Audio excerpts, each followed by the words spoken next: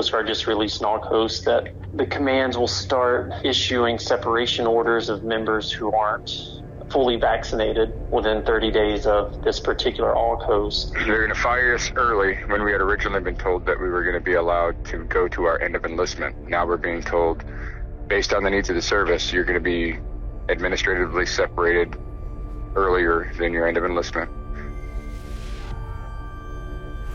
This is Juan Mendoza reporting for Rebel News with an exclusive report.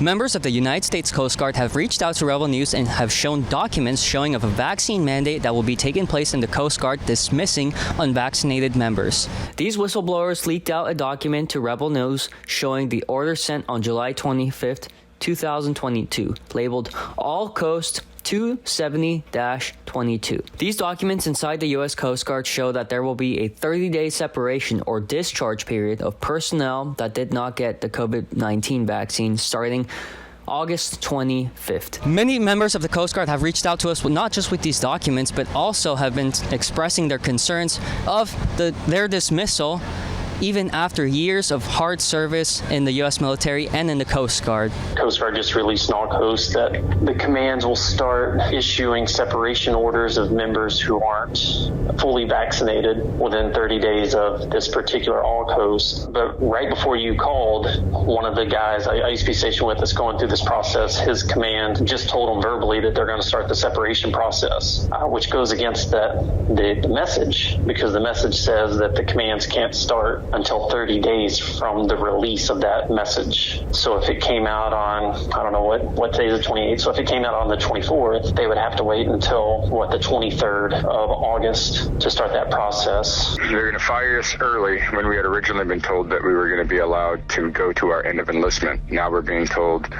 based on the needs of the service, you're going to be administratively separated earlier than your end of enlistment. Many of these people also shared how they were given a criteria for the exemption for medical or religious purposes, and even after showing the documentation that would qualify them for the exemption, they were still denied. As soon as the vaccine mandate came out, we are Christians, and it is, for all the reasons you already know, it goes against our religion 100%. So we filed for the religious exemption that was required by the Coast Guard, and that came back denied. Basically just using another coercion tactic to make us as uncomfortable and as afraid as we can and try to get as many of us to get this damn shot as possible, and it's just absolutely sickening.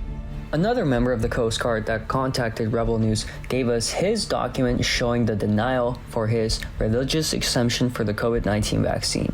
Upon investigation of these documents, it looked very similar to the one that was demonstrated with the other person, where they realized that their points were valid and they would not question the sincerity of their claims, but still denied them.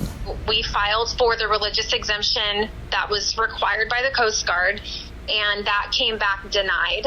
And our denial letter was almost verbatim the same denial letter that all the other coasties got. We have friends that got the denial letter. We all compared our letters, and they were just these canned templates where they just changed out the member's name. This is just part one of our exclusive report of the U.S. Coast Guard. Stay tuned to Rebel News for part two, which looks at the mistreatment of these unvaccinated Coast Guard members that do not want to get the COVID-19 vaccine.